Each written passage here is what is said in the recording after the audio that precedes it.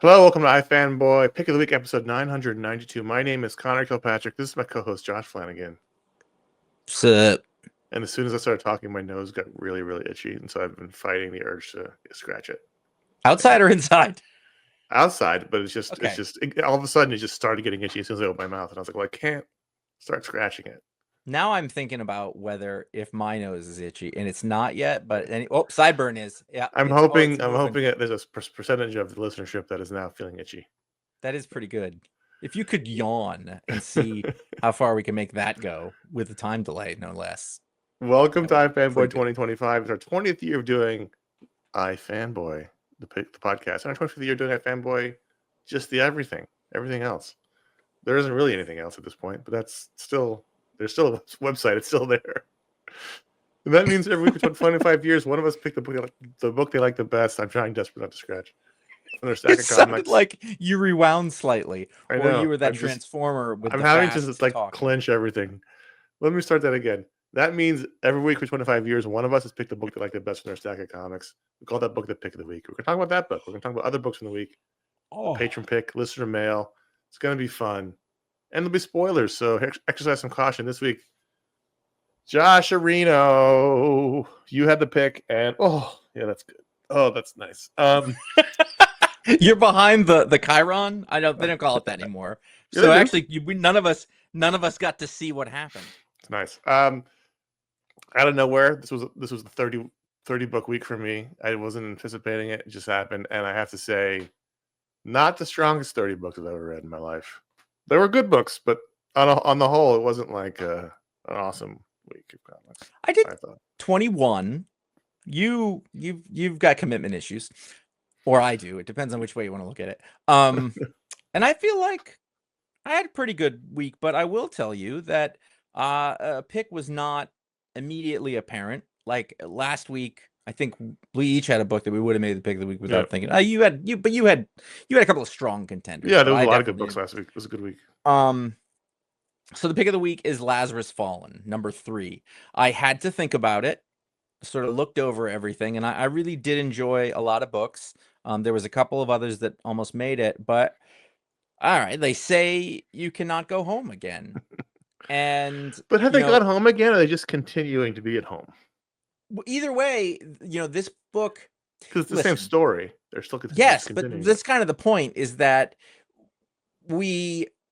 Lazarus had been around for really, for a very long time. It has taken large hiatuses. The last time, I love they've all done this. All these really great long-running creator-owned series, we'll figure out something that, we're going to do trade size from now on. We're going to do triple size issue. This'll fix it. And it never does. No. And I also think I did not like the less frequent, larger issue period of Lazarus. I think it didn't work for me. It was too much and too little at the same time. It's been going on so long, and there've been so many incarnations that I can't even remember the various modes. It just feels like Lazarus has always been with us. Do you know what I mean? Right. And the thing is, though, this new series came back. I wasn't expecting it. I didn't know about it. And because it is more stripped down, I feel like they've learned a thing. It feels like it's very focused, and I was sort of able to jump on right away. Oh, right. She left the family, and she's got her little clone sister. All right, great. And because of that, this little run, at first I was intimidated because what I thought was, oh man, I don't want to not like this. That was really my main thing, was I really don't. It was your favorite book forever.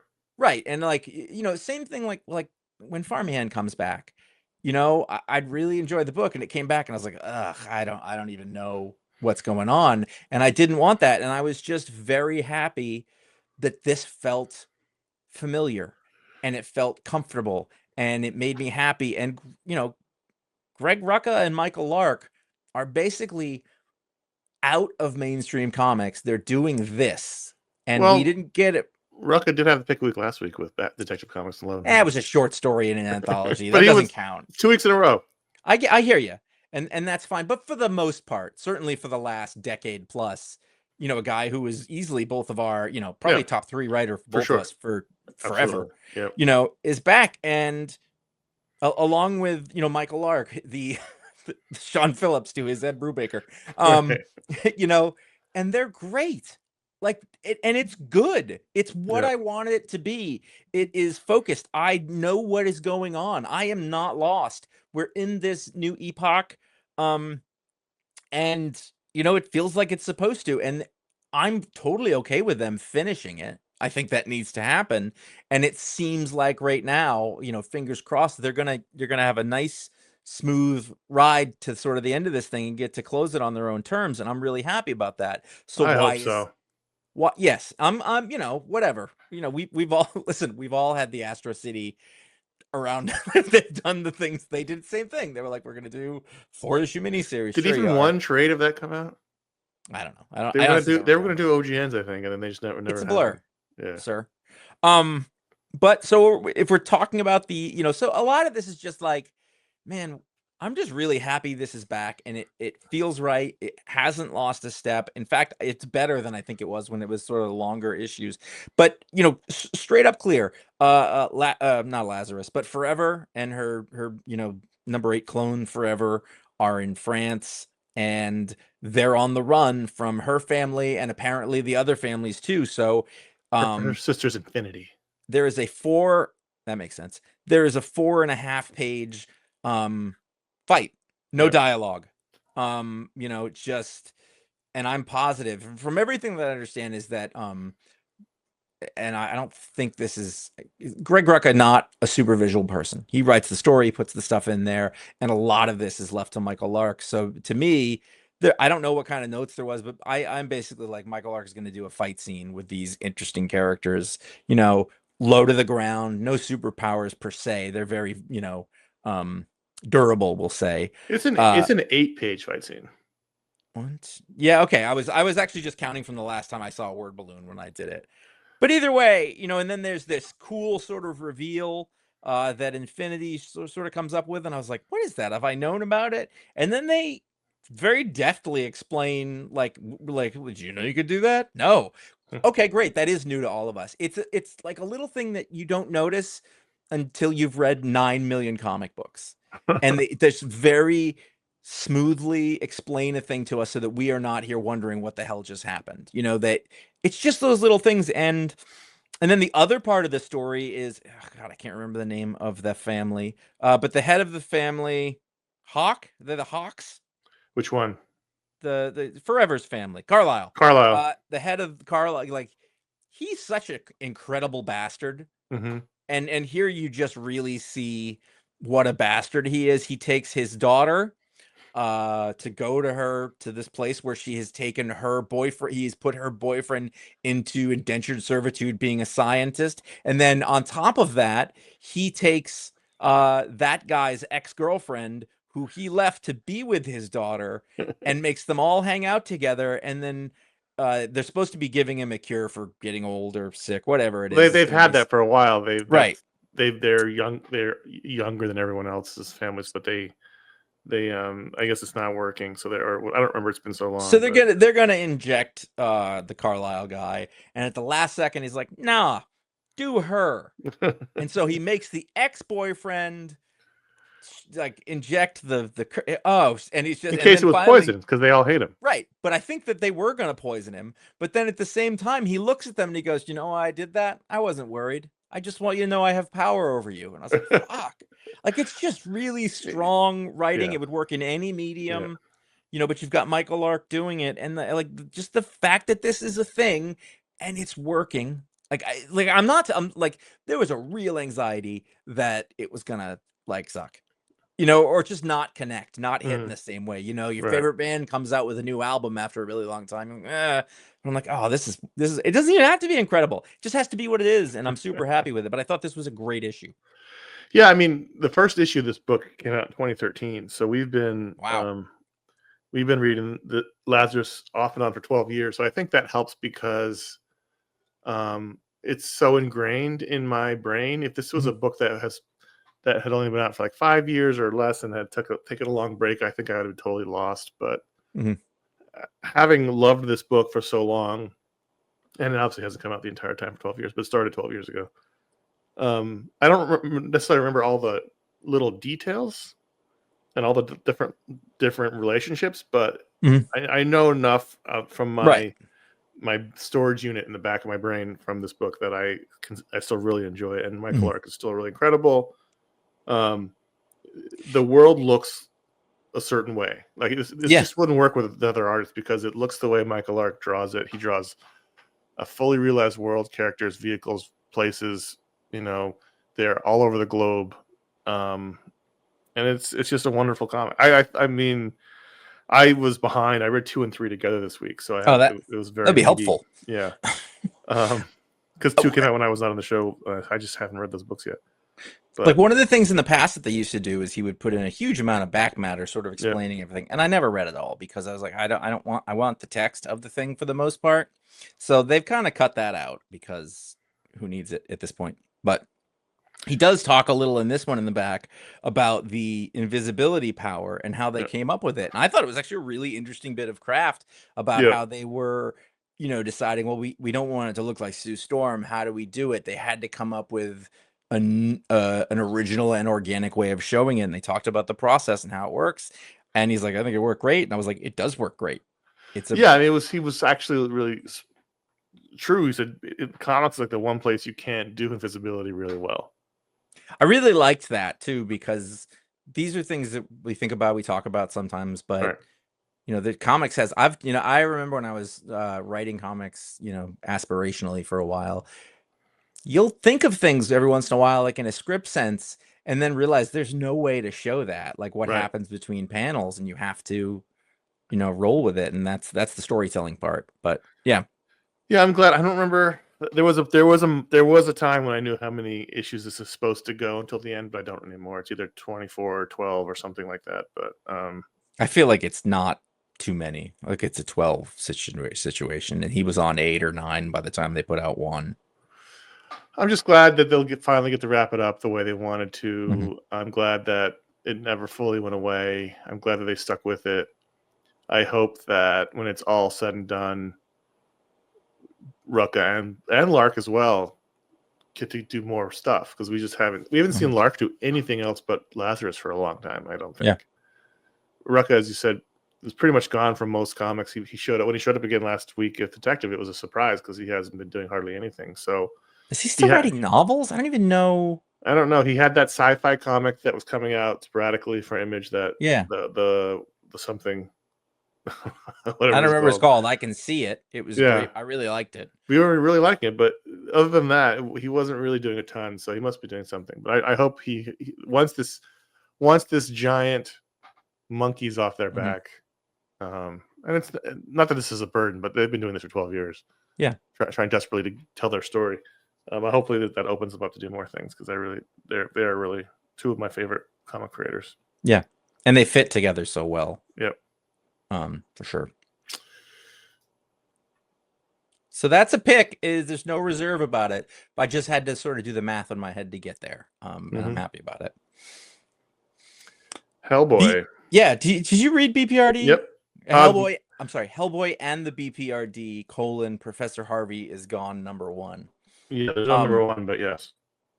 Well, yeah. It's one of 2. Whatever.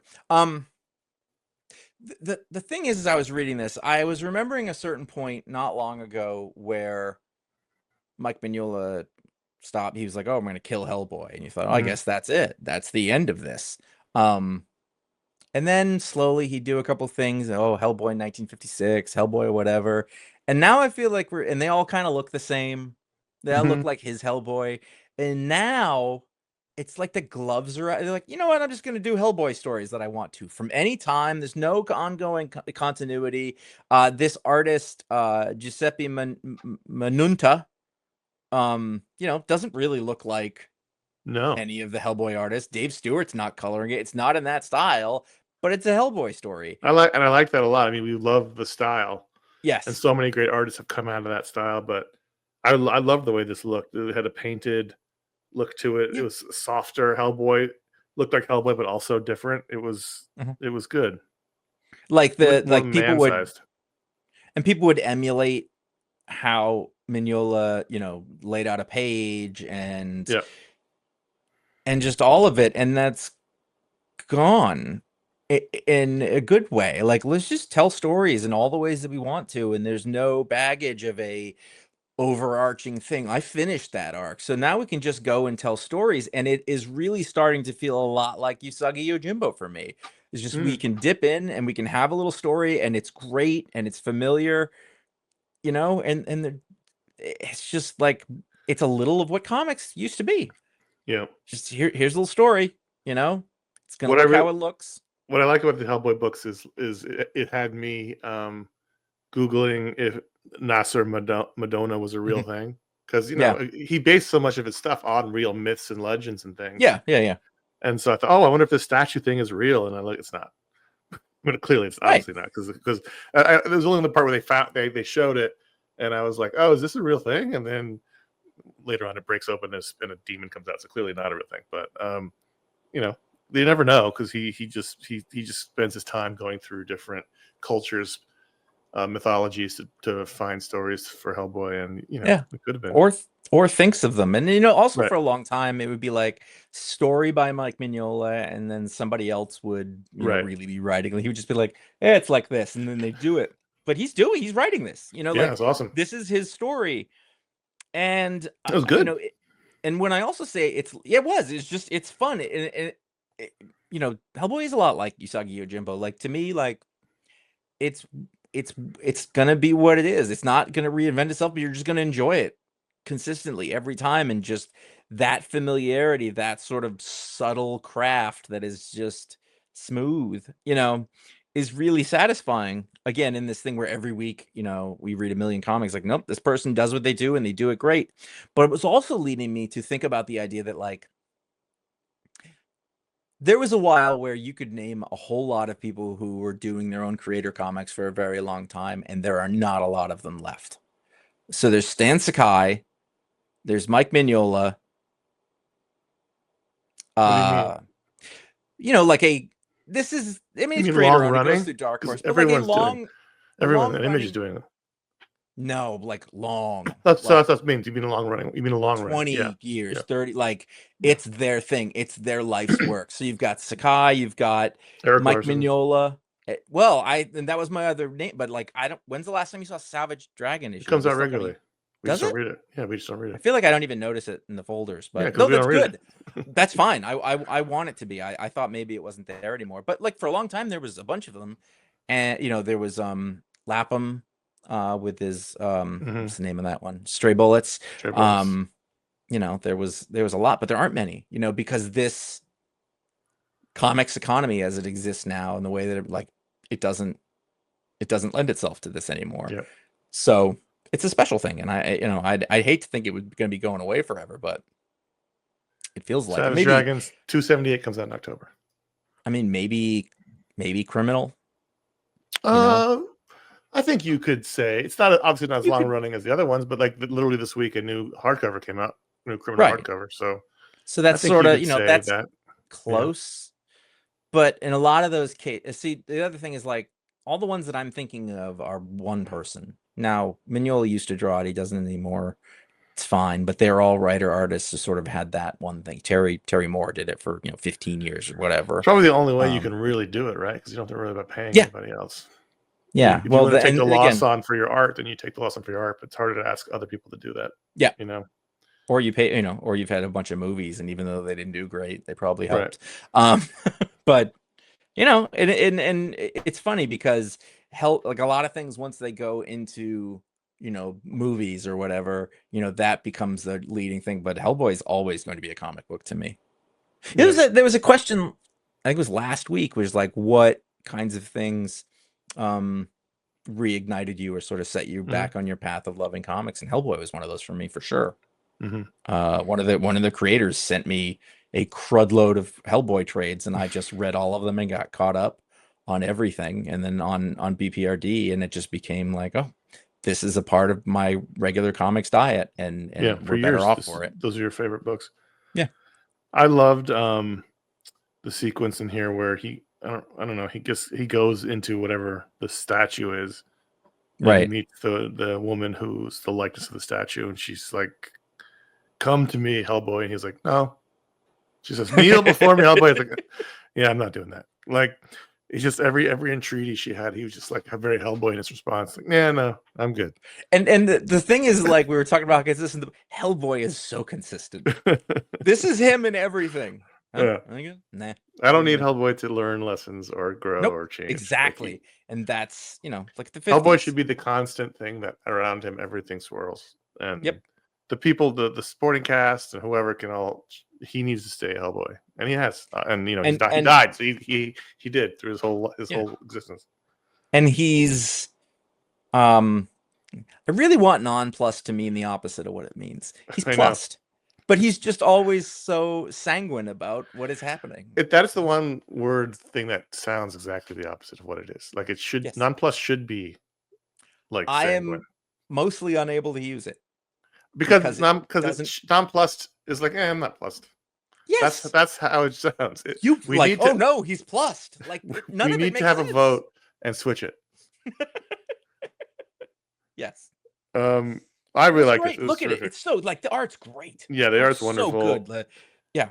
It's like beautiful. This watercolor style. Is it watercolor? It looks kind of like it could be. It looks like it, but who knows anymore. Like faux watercolor, but really nice looking.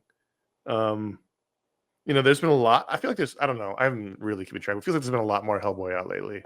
Yeah, which also to me just says they're like regularly coming out. Like and to me that's I put the best spin on it. It feels like Mignola's like, I want to keep doing this, and so he does, and it's great. This was my second. This was my runner-up pick of the week. I think I just was really glad that it was there. All right. Well, we're gonna talk about that amongst ourselves. We'll be back right after this. All right, we're back with Superman 872 or 29 from Joshua Williamson, and one of the 3 books Dan Mora drew this week. I was very confused doing the credits for these books on the script because they were very similar. It's crazy. Yeah, we're going to talk about 2 of them on this. 3 of them on this show. He must have 6 arms. He must be an octopus. I really like this. This was crazy, but I really did. Mark Bagley goes, now that guy's fast. So this is Superman teaming up with Superboy Prime as they go into the future to get the help of the Legion of Superheroes, only to find that the future is basically fucked, and Darkseid's will has won out in the future. The good Legion are all basically almost all dead. The bad Legion are the only ones really left. And I really like, I know we've talked about it. I really like this version of Doomsday. Like, I used to always get angry when Doomsday showed up, but I kind of like this weird, skinny sage, time master. Why not? It's better than him showing up mindless as a mindless monster. And it's also kind of interesting that Superman teams up with this version of the guy who killed him, because he's so different. I think that's an interesting thing. It is. It works. What's the last version of Kang? He's Kang and then Immortus, and there's one more. Like there's a point where he like mellows out. I feel like it's not Immortus. This is maybe, but I feel like Immortus is still a bit of an evil person. But this is like Doom. This is Doom's Kang. That's what I've been calling him. But no, you're totally right. It's a different take on something that is very silly in a comic book way, but makes sense and works.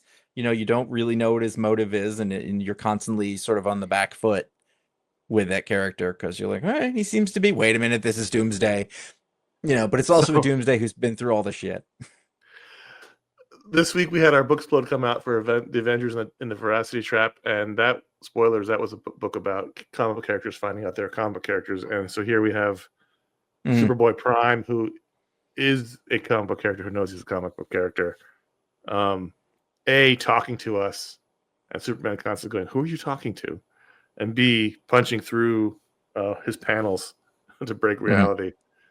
It's just, he says, "Get Silver Age with me," and that's very much what that was. Like this kind of thing would have been totally normal in the '60s, but now it's just it's so meta in a Superman book that it's kind of jarring for a minute. But and I think that I think I asked you, I don't remember if it was on the show or off, but I was like, what is Superboy Prime again?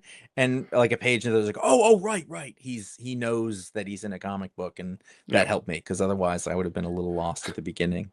He's from our world. He's from Earth Prime, which is the readers, the humans. Right. I liked it. It worked, and I thought that the what happens in the story worked.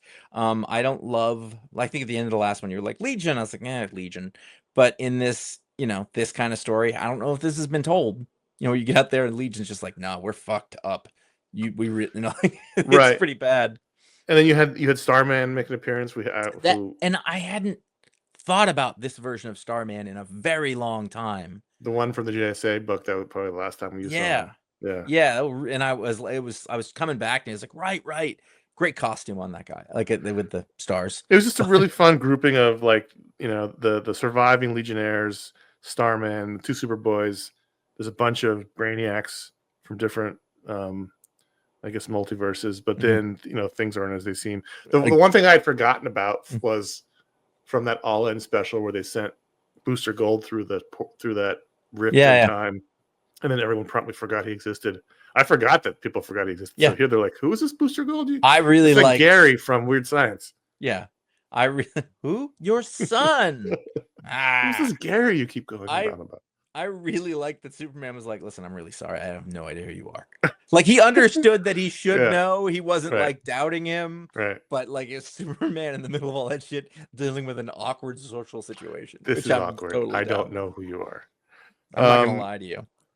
And through it all, you've got Dan Mora just doing like exceptional superhero work. It's not like he's skimping, right? That's the crazy thing. He drew this. He drew Justice League. He drew a portion of the Batman Elseworlds book. He's not skimping on these pages. These are full. I don't know. The Alejandro Sanchez is doing tons of work here too, but like a lot, very. Lots of characters who are requiring at least some redesign, but also some design. Like, these are evil or beat up versions of the characters who we once knew. So he's got to figure that all out. He's got to do Superman. It's such like not a small thing, but he has to make Superboy Prime look different than Clark Kent, which I know doesn't sound like a lot, but a lot of people can't do it.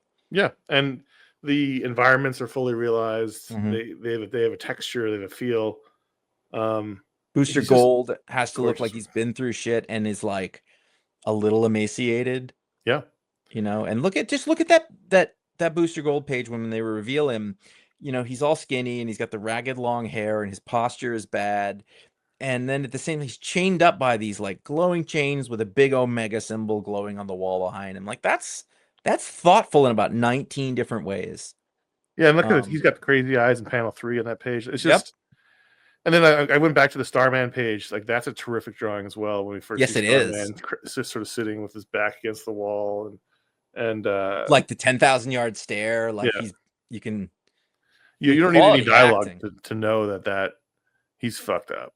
So look at panel 3. As Superboy does the loony motion, and he put that little motion line on there to show us that it's happening.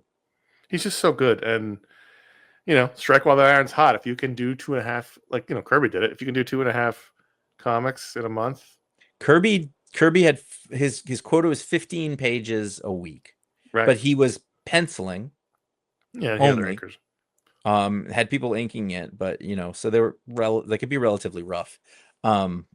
And that was when he was old, so he might have been faster. But this is insane. There's nobody like that. Also, like I know he showed up for the first time that I was aware of on that weird Grant Morrison Santa Claus book. Yeah, from out of nowhere. Yeah, well, and then is he Spanish? Yeah, of course. It's just Dan this and the siesta. Like he's doing all this and he takes a couple hours off in the afternoon. And then a 6-hour dinner. And then starting at 11 o'clock. Yep. How does that work for your digestion? I don't understand. I thought this was fun in a really chaotic way. And then we also had Justice League Unlimited number 10 from Mark Waid, Dan Mora, and Tamara Bonvillain, which basically ties into this story without it being actually tied in, where Doomsday and Darkseid's Legion and Legion are all factors in this story. This book felt like the best kind of chaos ever, where does the covers too. I know, and he does covers of other books. He does the covers for World's Finest. Are we sure he's not like? He could be Five Guys in a trench That's what coat. I'm saying. Like maybe Dan Mora is a corporation. Dan Mora is 18 feet tall. He's 4 guys on their shoulder in a trench coat. And Justice League also like packed full of incredible art, incredible design, incredible environments. But really, it just was interesting that it was tied in without it being a crossover where Doomsday shows up all fucked up on the Watchtower. And he's telling them about the Darkseid's Legion. This is clearly, I mean, we know they've been setting this up for a while, but they're clearly heading towards whatever, with Darkseid being the big thing they're heading towards in DC. But there's parademons and the proper metamorpho. Mm-hmm.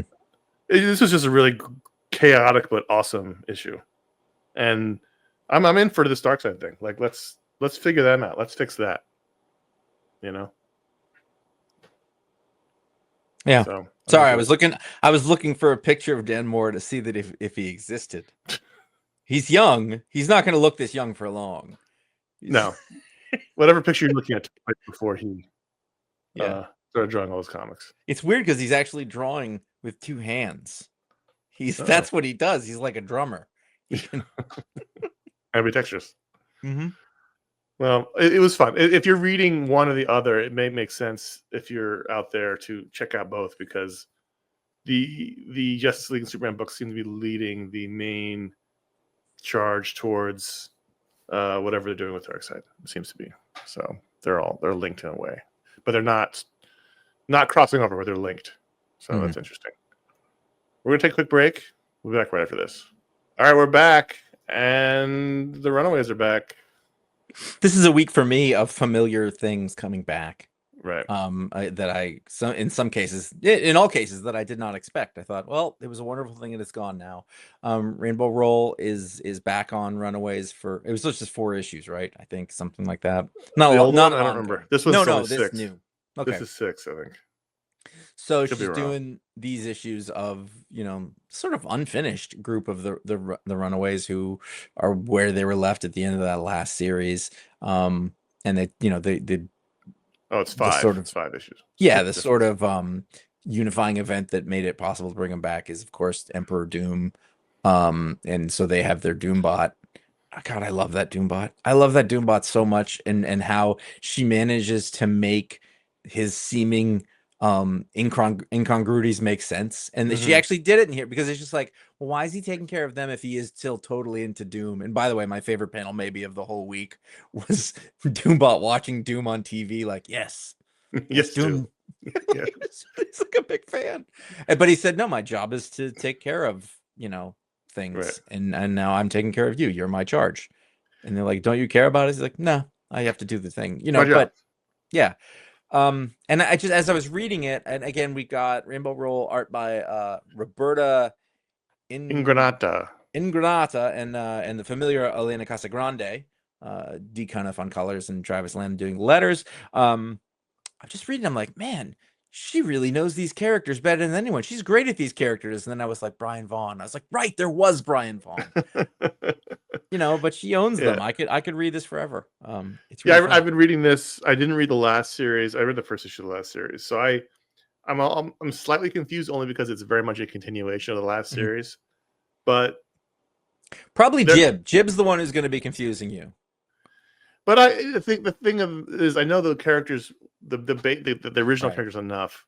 I know the world they're in. I mean, I'm a little confused why Alex is running around. I thought he was a bad guy. They all hate it, but that doesn't matter. I can figure out what's going on from the story. They still mistrust him, but he tried to. But also, we don't know either. I mean, they mistrust him. There's some kind of detente with him for some reason, but we don't know what's going to happen. The point is, though, like, one of Rainbow's, I call it Rainbow, strengths is, friends and friendly banter. Like, that was one of the best parts of She-Hulk, right? Was She-Hulk hanging out with Hellcat or whoever. And here you just got a bunch of people mostly hanging out in a room bantering, and it's really fun. So as long as you have a sense of the characters and they give you the stakes in the book itself. So and they each have their own personalities and Yeah. voices. So it is. and they each have their own issues. Yeah. This was a good one. Dealing with Nico's magic. I thought that whole sequence was fun. Her trying to do magic without her. That was it, right? She was trying to do magic without her. Yeah, she had to give up the staff for some reason. It was killing her or something. But we're finding out now she doesn't need the staff Right. to do magic, and that was fun. That was interesting and fun. Her trying to do spells with that was funny. I think She's a that great her writer. ability to pick up the reins from what Brian Vaughan did and build on it in a way that feels very correct and authentic is super impressive. And also just she did a lot of issues of this, and who did Runaways in between? Was it Joss Whedon or Terry Moore or somebody like that? I think a bunch of people did. There was one longer run. I don't remember off the top of my head, but I think it was okay. Joss Whedon sounds right. The problem is it was a long time ago. You Google Runaways and you get the TV show. I forget. There's so many shows that I forgot there was a TV show. I never saw it. So yeah, it was on 2017. I don't think anyone saw the TV show. No, it was on Hulu. Anyway, someone else wrote it, but I can't because comics have been subsumed by fucking TV shows. All right, Fantastic Four Fanfare number 4. This is the final issue of this 4-issue miniseries that's had 3 stories per issue of different, high level people doing them. Yeah. This final issue featured a story by J. Michael Straczynski and Cafu, a story by Greg Weisman and Mark Bagley, and a story by Jenny Warren Johnson and Tyrell Cannon. Is the only name of those I don't know, but did a good job. I don't know who's Greg Weisman. He did. He's a lot of animation. Okay, the big animation guy. But he's also in comics too. He's in a lot of comics too. Yeah, this series, he wrote something at least I liked, I think, because I remember looking him up before. I'm like, who is this? Anyway, this little mini series of short stories has been completely delightful. I didn't really expect that because again, in the past, these weren't always good. But I don't know, for some reason, I guess because Fantastic Four were supposed to be having their day, they went and they did this really cool thing. And so I got 2 things to say. And they are this. When I see J. Michael Straczynski's name on a book, I go, this is a great story. I thought he did. This is one of the best J. Michael Straczynski, I can't say it, stories that I've read from him in a while. I think he does better with the short stories. He excels at short stories. I mean, you have to give him credit. He's done some really terrific single issues throughout his career. That one, Brave and the Bold Batgirl story, was one of our favorite comics of that year. That single issue Batgirl story. He does when he can tell a complete tale. He can do it really well. And this story of the mole man having brain cancer and Sue using her powers to basically cut it out when no one could do it was really good. And doing it in the conversation was really good. And I knew it was him right away. It was funny because you see the credits, you know the order they're in, but then like I got distracted and I came back to reading the first story and I was like, who's doing this? Because I just kept going. But then there was like a kind of a groan-worthy joke in the first 2 pages, and I went, oh, this is a JMS story. But then it was great. It ended up being really great. He Fantastic Four lends itself to groaning a little bit. Yeah. And sometimes I feel like he can be a little heavy-handed with things, and it didn't happen here. So you saw the best part of him, basically. I thought really it was great. Fun. Yep, good art. Was it this story? Hard to keep track. Was it this story where they talked about how Sue's power is the only one that doesn't come from her body? Yeah. It was this one, the JMS Yeah. story. Yeah, I don't know. That was interesting. I think. Yep. So there was that. Because just to explain, people didn't read it. The Human Torch's body turns to fire. The Thing's body turns into rock. Reed's body stretches. Sue's body turns invisible. But then they added this extra power where she can, create light, invisible objects, and that's not her actual body. It's the only member of the team that has a power that doesn't. It's not just about their body, right? That's what I confirm what that was. So you've got 2 other quick stories in here. Is that by the way, just the first story we just talked about how great it was. What it is Mole Man's dying of cancer, and Sue goes to talk to him. And I want you to read it. I'm not going to tell you what happens, but it was fantastically written. It was a great message. What she did was really interesting and sort of ambiguous, but also made sense. Second story, One Night by Greg Weisman and Mark Bagley, is they just want to go have a good night at the carnival, hanging out together. But there's some super villain shenanigans going on, and the way that was resolved was really awesome.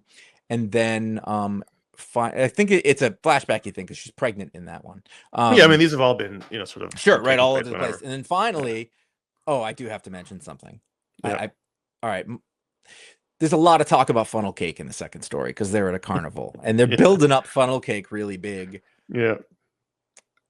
And a lot of times, if there's an artist, say from a foreign country, and like, I don't really know what funnel cake is, and you think, maybe I should look it up, right? But whatever. Mark Bagley thinks that funnel cake looks like yogurt in a bowl, which is eaten with a spoon. And I was like, really? It's almost like listen, Mark Bagley's not a young man. He's been in comics a very long time. If you're 25, maybe you don't know what funnel cake is, but I feel like there's no excuse for Mark Bagley having no idea what funnel cake is or what it looks like. But also, I a little bit respect the idea that he didn't give a fuck. That's what I'm drawing.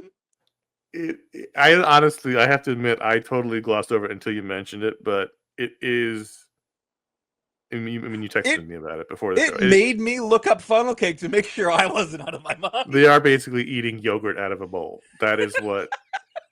Maybe Mark Bagley thinks that we're all unhealthy and need to eat more yogurt and tricking us into thinking yogurt he's is just funnel like, cake. fucking, I'm giving them ice cream in dishes like they're at home. It's terrible. And then finally, just to finish it up, Daniel Warren Johnson writes a story drawn by Terrell Cannon, who is another artist who certainly fits right in with the Daniel Warren Johnson story. Yep. And he was like, we're doing a wrestling story. Okay. Yep. It's a big wrestling story, and it's called Clobbering Time. It's right there. It was sitting there. Somebody had to do it, and he was the guy to do it, and it was really fun. And also was, it's again takes place in the past, so we get the Namor in love with Sue thing, which we haven't seen in like a decade plus in regular comics. And I did have to laugh because we have always discussed the relative height of Galactus, and here he's about 18 feet tall. If he's basically Dan Mora sized. I allow what I call the Megatron exemption for many of these stories. Like I feel like if you need to change the size of the character to make your story work, I'm okay with it in certain instances. He is. Yeah, I thought maybe he's in the distance there. He's a little bit in the distance, but he's not. He's not. He's on the platform with them. He's not. He's not 20 stories in the distance. Yeah, no, he's not like behind the stadium. He's up there with them. Like here, look. He is. Oh, stupid thing. He is. That's not a very big. Okay. Yeah. He is not a very big. He's into it too. And then at the end, he's like, a deal's a deal. And I was like, and I looked. I was like, I don't know what the deal was. Doesn't matter. Listen, we're already very long. And it featured great wrestling action as you expect from Daniel Warren Johnson. You write that Tyrell Cannon fits perfectly with his style, and it ends on a weeping Namor. I mean, it's quality. This was great. This was a great miniseries, and all the issues were great. This might have even been the weakest one, and it still was really fun. Maybe, or it may have been the best. I don't know. iFanboy is listener supported. You can directly support the show and become a part of a community over at Discord and Facebook. You can vote on the patron pick. You can get a patron power live on the show. Join the monthly hangout. $10 or higher, you will get an ad-free version of all of our shows that go into your feed, just like our regular podcast, and they download automatically on your app, on your podcast app of choice. Nice and easy. I believe that feed has now been added to Spotify. So if you're a Spotify listener, you can get the ad-free shows in Spotify now. So not everyone, but if you're a patron who listens to Spotify. If you're a patron. So no ads for those things. And the Pick of the Week show, this one you're listening to right now, will come out a day early on Saturday. Plus access to the iFanboy after show on Sundays, where Connor and I talk about the other books we read from the week that didn't make this rundown. Sometimes we look at that list and go, oh, fuck. How are we going to do that? There's a discount if you sign up for 1 full year, and you can now send and receive gift memberships. Go to patreon.com/iFanboy/ gift for that. Our merch store is over at iFanboy.threadless.com. There are 23 designs to be put on t-shirts and so many things. Actually, I was looking at our word balloon things that are random sayings from things that we put in that seem like they were in great comic books. They have stickers, and I was like, oh man, if we designed these just for me to do famous word balloon stickers, it was all worth it. Yeah, And I need know to someone buy who bought all. some of them. They look cool. That's very fantastic. 23 designs. We got our new iFanboy 2025 designs that are in there that they're similar to something we've seen. Yeah, they're good.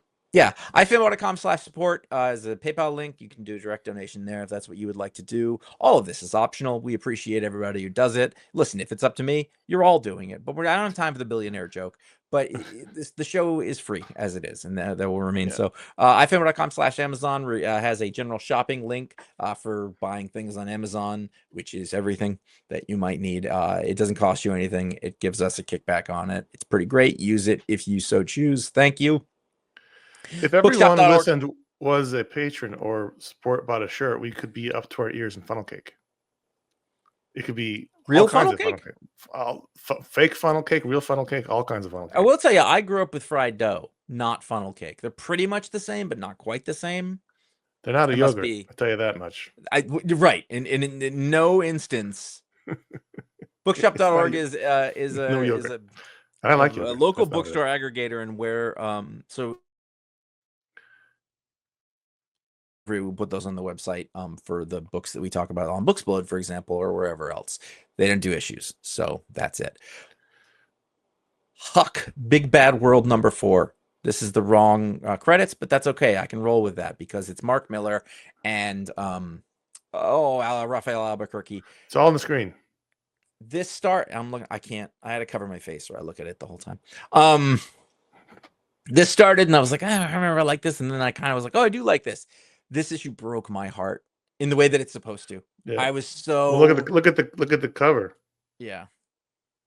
Oh my God. It just like it was because it had felt like everything had wrapped up, and Huck is just this pure good person, and bad stuff happens. And I was literally like, no, please don't do. And they did, and I was like, This feels like a Mark Miller book from 15 years ago, whenever it was he was doing this. Like it feels right at home. The tone's right. He didn't make a more edgy Huck. Like this you're right. It's a heartbreaker. It was funny though. I was hung up on his buddy, the federal agent who's been tagging along trying to find the love of his life, who's wearing a fedora with his casual outfit.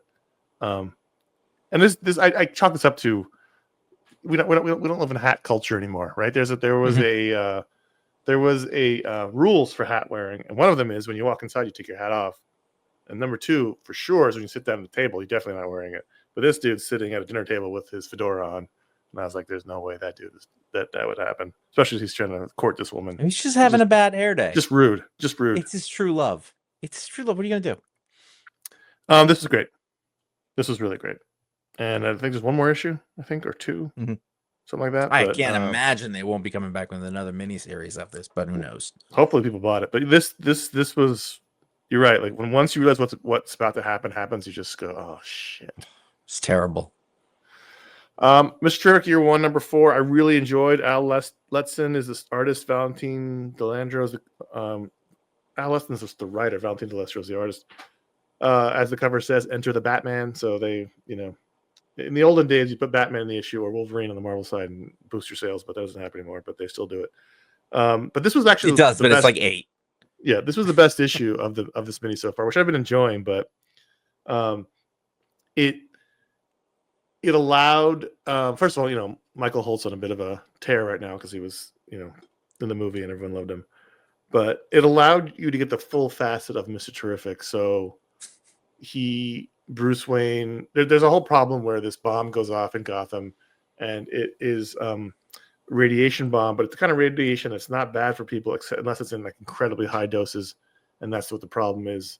And so he goes and he hires, this is before Mr. Terrific hires him to come to Gotham and help solve the problem, which he has to use his brain to do, and plus his technology and his T-spheres.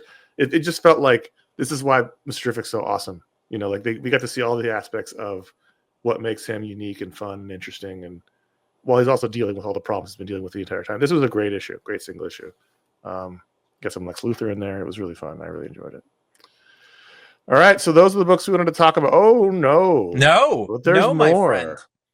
We had so many comics this week that we're going to do the bell segment, which means I need to prep the. This is a special lightning bell segment. This has never been attempted before.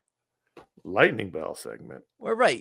Normally, you know, like it's a whole thing on its own. This is a smaller amount. We wouldn't do the bell for this many comics, but when you add them all in aggregate, right? So we looked at I read 30 books when we did our rundown. We had like 20 something books for the after show. We were like, we can't do that. So we were like, let's do a mini bell segment and make this somewhat more palatable for us. So if you haven't listened to the show or watched the show before and not encountered the bell segment, we did it about a month and a half ago because there's been a lot of books lately. We have 15 seconds on the clock, and then to talk about the book you're going to talk about, and the bell will ring, and it's time for the next book. So that's what we're going to do. We're going to start off with Josh. You ready to go? You need to stretch or anything? I got this. All right. 3, 2, 1, go. Beneath the Trees Where Nobody Sees, Rites of Spring #2 from Patrick Horvath, who does everything. This was exactly what I really liked about the first series of this, the first miniseries. We've jumped forward in time a little. Okay. Immortal Legend Batman #1. It's an Elseworlds book. It's Kyle Higgins. It's partially drawn by Dan Mora. I tend to like a Elseworlds that's more like what if Batman was Green Lantern kind of thing. This is more like a new sci-fi world with Batman in it, and I liked it. I had a qualifier there, but I'll never get to it. Imperial War She-Hulk #1. Sort of a silly She-Hulk story about She-Hulk solving a murder, and I actually thought it was a lot of fun, a little extra goofy, but worth the time. I thought Stephanie Phillips and some other artist who drew it. I'm out of time. Go ahead. You're not. No, you are. I know, but I'm done. Nemesis Forever #1. This was the other side of the coin from Mark Miller.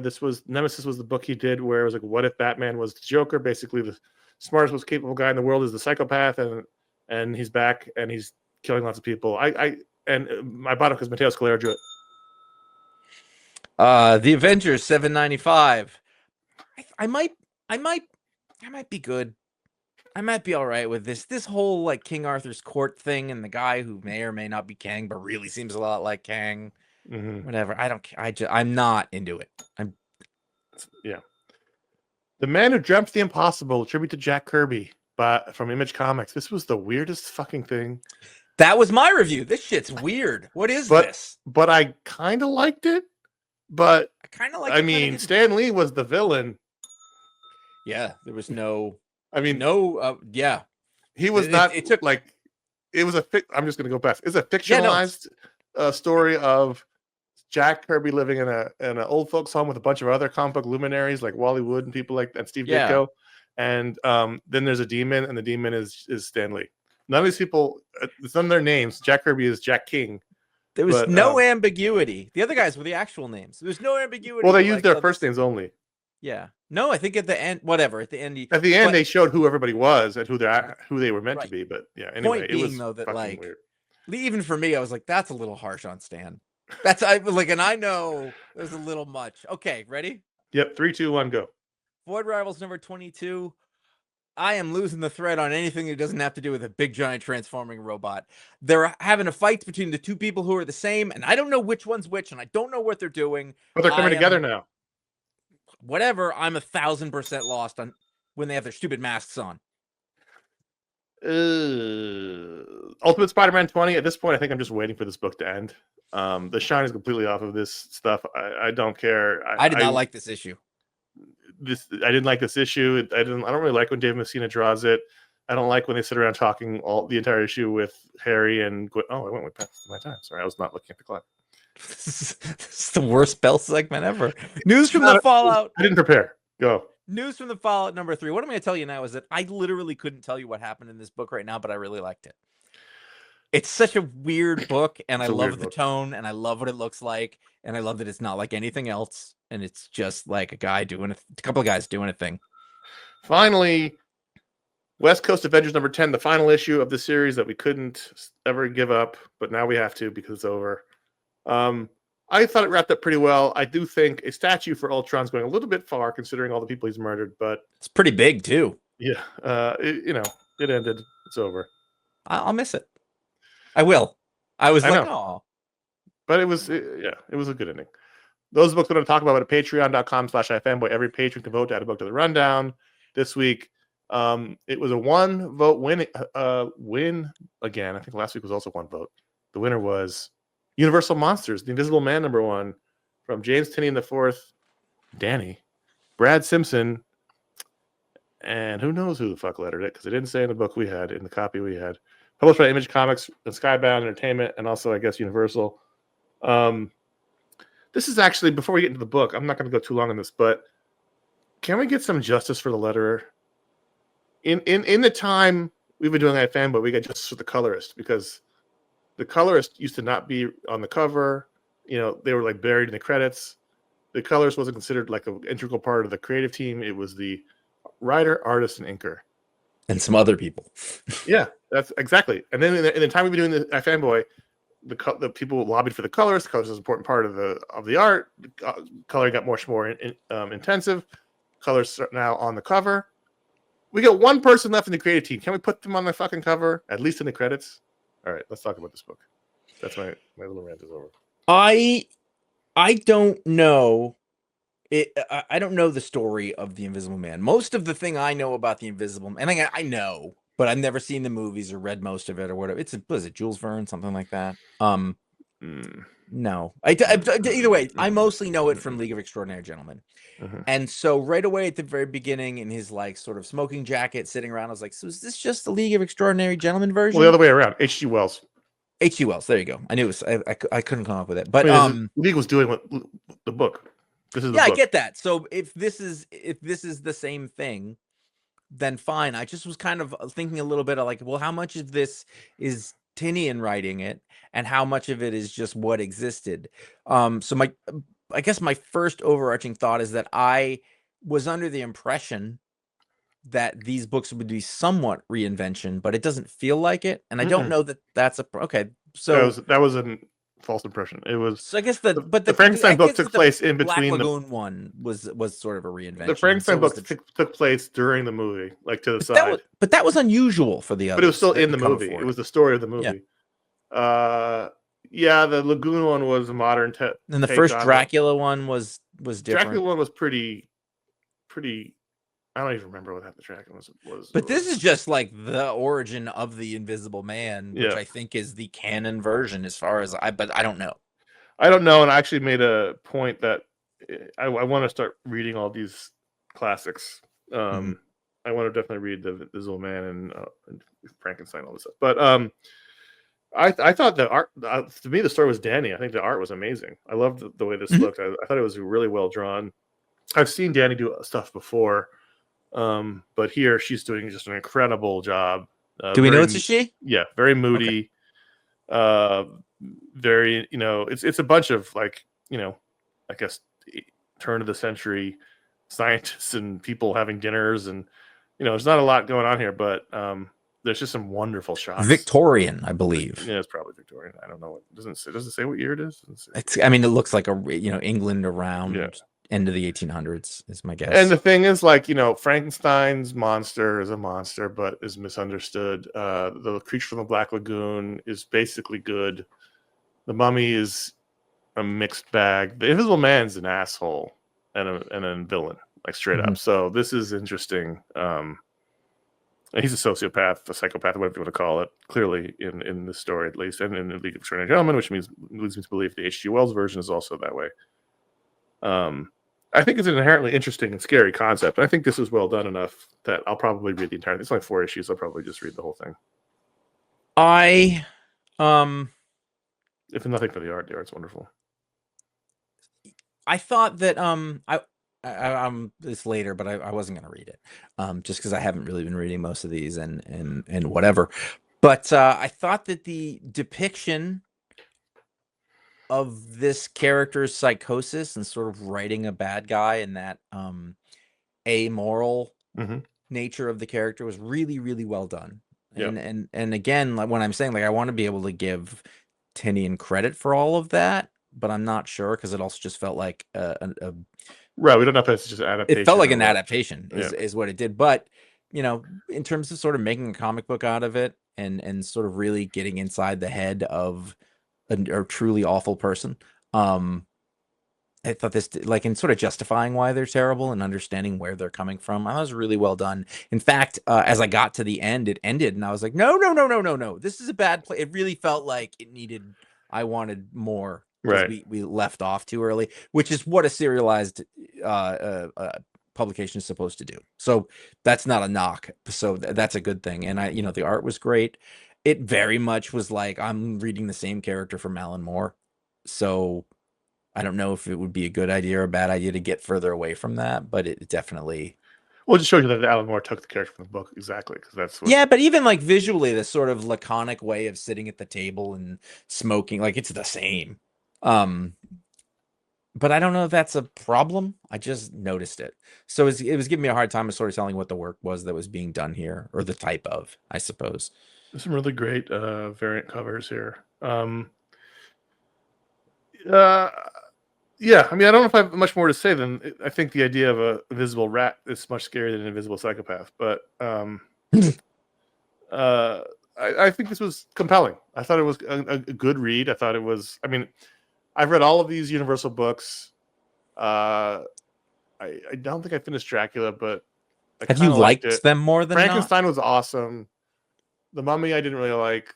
I liked the Creature from Black Lagoon pretty well. So this feels like the best, second best issue. It fell apart. Yeah. This feels like the second best one after Frankenstein. It's one issue in, but right now that's just what it feels like. So I'm actually interested in. It was pretty good. Yeah. Ratings on Universal Monsters: The Invisible Man #1. Ratings out of 5. I'm giving it 4. I'm gonna say 4. I read it before it was the pick of the week. Josh did not. Our patron pick. Josh did not. Josh read it because it was the patron pick. And then third question, sticking with it? Yes, I'll stick. I'll stick with the 4. Yeah, probably. There you go. Patreon.com/iFanboy. Every patron gets a vote to book the rundown. Thanks for voting if you are. But if you give it the $5 or higher level of the patrons, you get a superpower live on the show, like this suspiciously named person. I double checked that I didn't get this wrong. I still think like I may have, but patron this week, which is not yours, is mine, is Terry Austin, legendary inker from the 60s, 70s, and 80s. John Burns inker. Yeah, John Burns inker. I think 70s and 80s, not 60s. But and I was like, man, if that person was a patron, I'd be like, that's awesome. Like you can have free. You don't have to pay. You can have free access to everything. You earned it. Yeah. Terry Austin is the expert. Okay. Every week, Terry Austin wakes up to find that he's an expert on something. Something different every week. Something different every week, and it may be. This is a great serialized TV show idea from the 1980s. Maybe an expert on cheese. Could know thermodynamics. Could just like know everything about Doctor Who. Every week it changes, and at the end of that week, they don't really retain it in the sense they don't stay an expert. It'd be like if you had a conversation with an expert or spent a week with one. Whatever you remember from that would stick around. It's but kind of like now, the feeling is you're older, where you can kind of feel the knowledge back there, but it's fuzzy, and you're like, I used to have it. If I think really, really hard and get a nosebleed, I'll remember it. Like you remember the things that happened, but you don't have the thinking that went behind it. You don't have that expertise, as it were. Sure. The things don't have context in the same way. But every week is a different one, and it can be all over the map. It wakes up on, Sunday morning. It can make it very difficult to hold down a job, is what I'm saying. This is, what was that TV show? You're not going to know, but it was like 25 years ago. It was about a dude who was like, he was an expert in everything, and he would go from job to job while trying to uncover his government plot. But this sounds like a great TV show. It's also kind of funny because you're just like, one week he could just be he could be an expert on lint. Yeah. Like, what do I do with that? That's the challenge. But like for the you're writers' looking around, just like, oh, that's mostly cotton fibers. Oh, that's mouse hair. You might have an issue. Yeah, exactly. Mhm. That's cool. I think that's awesome. And there's enough things in the world that you could do that. Oh, there's no. forever. He's gonna get to the end of it like there was so much more. I really wanted to have a week as a race car driver, but it didn't happen. And that's the challenge too. Is like this is the week I'm really, really expert at being a fighter pilot. How do I Right. utilize? You got to that get a for jet week? though. Right. So that's a problem. You can't just But get a maybe jet that's on part eBay. of, maybe that's part of the expertise is Can you get a jet on figuring out eBay? how to get to a jet. That's the fun part. That's the show. There's your show. There's your show. There's your show right there. Patreon.com/iFanboy. Thanks for being a patron, Terry Austin, and thanks for all the great comic work over the years. We're really big fans of yours over here. We appreciate it. We're gonna do one of these, and I swear to you, we're gonna do it quick. Which one? None of this. We're gonna do it quick and do 15 minutes on it. Which one? Rob P from Pennsylvania says, I've been thinking about this question since I read Detective Comics 1100. Could DC pull off an ER-style comic set in Gotham, a spiritual successor to Gotham Central? Who would write and draw that book? Would the current market support a book like that? All right, so the questions in order are yes.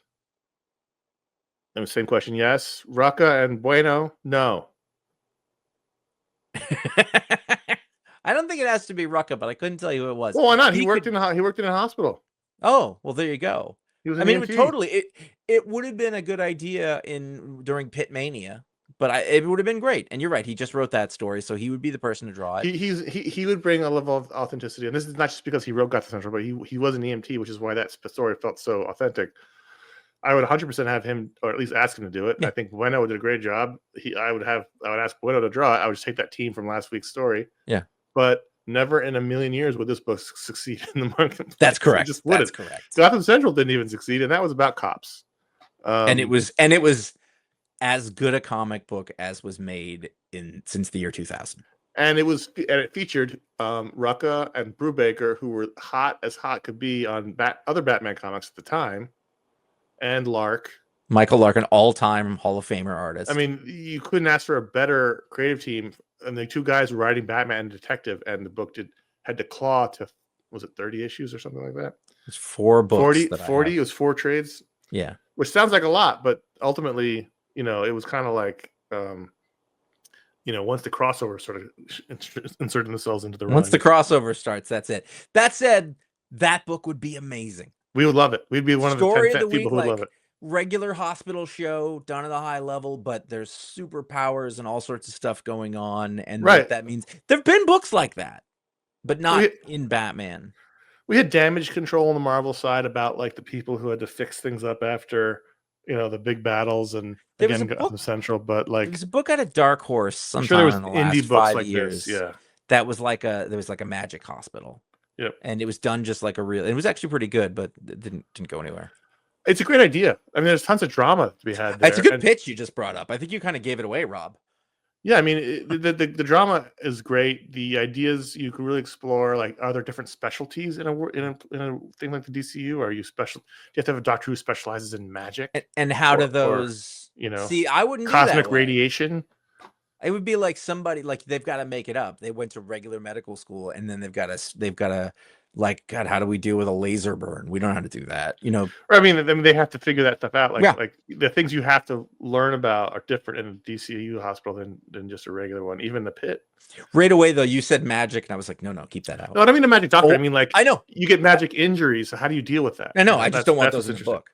I want like old 60s supervillain stuff, like a clock injury. Clock injury. Someone got a clock thrown at them. There's Clock King. Is the Clock King the one? He's in the 66 show. There was a clock. Oh yeah, he's in the DC. He's okay, right. I believe it. Was it like that. Oh my god, I think I know who the actor is, but it's escaping me. Yeah, the Clock King. The Clock King. He had a clock gimmick. Yeah, Clock King over here. Who was the clock? Walter Slezak. I didn't guess that. No, I definit't. I had a different actor in mind. That's a 60s character actor name if I've ever heard one. Walter Slezak. Hey, that was a good question. We had other ones. Wow. Too, so we'll get to those. Walter Slezak had a hell of a headshot in 1922. Features him smoking and a shirt unbuttoned down to here. He's cool. I like. And then he becomes Hawk King. We want to hear from you, though. Contact at iFanboy.com. You can put Media Explode on there if you want to direct it towards our media show for when we do the mailbags. Let's wrap this sucker up. Okay, so this past week we had our Book Explode show, The Avengers and the Veracity Trap. That was our discussion of the new OGN that just came out from Chip Kidd and Michael Cho. You can find that on the feed right behind this show.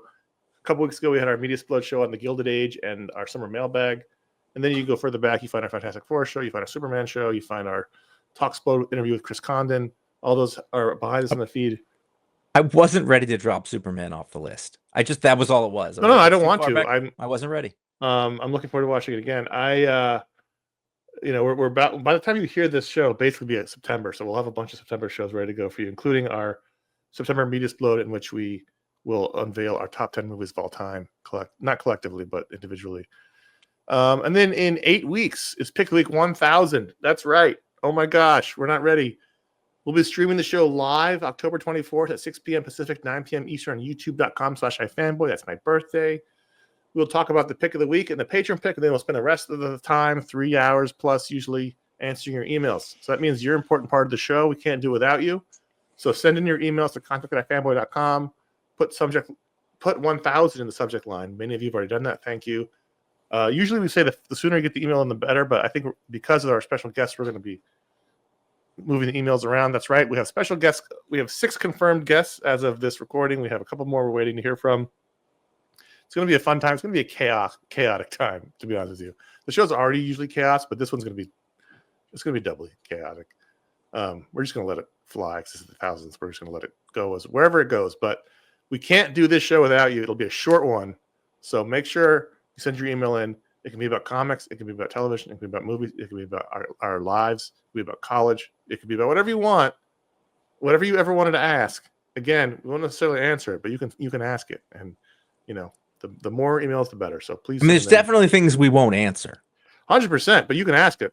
I'm not saying I'm saying it's free country. You can ask whatever you want. But if you ask, we might judge. And then saying, I don't. It was like episode 250. Somebody asked us about threesomes. That's what I'm saying. That's the kind of thing you could ask if you wanted to. It won't necessarily get answered, but someone did ask it, and we did read it on the show. So you can find our library of all the shows that we have ever done, which still exist, at ifanboy.com, wherever podcasts are sold. Never miss a show, and find out what the pick of the week is before this show comes out, so you are prepared by following us on social media, such as at iFanboy Comics on Instagram and Threads, at iFanboy.com on Blue Sky. Individually, Connor and I are CS Kilpatrick and Jay Flanagan on Instagram. Every Tuesday and Friday, our former staff writer, Jeff Reed, produces short video deep dives of forgotten comic book lore, where you will learn stuff, man. This guy, he's an expert, and it sticks on the one thing, and we're all better off for it. So you can check those out on the social channels and on YouTube. He's a trooper. He recorded one of them this week with COVID.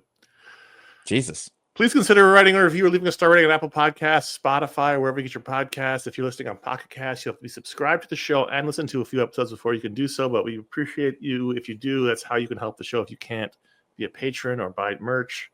If you can just leave a star rating or a review, it really helps. Subscribe to youtube.com/ifanboy. You can watch the video version of this show, as well as our special edition shows. Jeff Reed's comic book deep dives are there. And of course, our archive of the shows we did from 2007 to 2012, before YouTube was even a thing, because we're always too early for the party. And finally, join us in the iFanboy After Show. It's immediately after this show, where you can... that's not right. None of those things are right. The iFanboy After Show is exclusively on Patreon, where we will share our thoughts on all the other books we read this week. Like, this is like not a live show. It's not coming on immediately after. We're recording it immediately after, but it's not coming on immediately after. Where was I? It's live on tape. We're going to share our thoughts on the books we read this week that did make the rundown. That's at patreon.com/ifanboy for everybody, the $10 a month tier and up. Thanks for listening. I'm Connor. I'm Josh. You're all right. You're okay too, Josh. Thanks, buddy. I was talking to the audience, not you. All right. That's fine. That makes sense. You can take it too, though. You're all right. All right.